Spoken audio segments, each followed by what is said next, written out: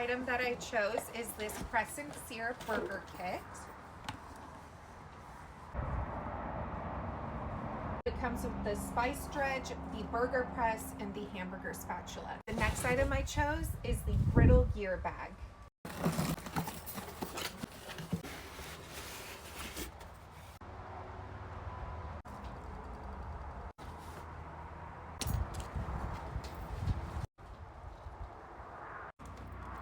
This is where you would put the paper towels. You can put your seasonings here. You can put your spatulas. I can't wait to use this when I go out in the mountains.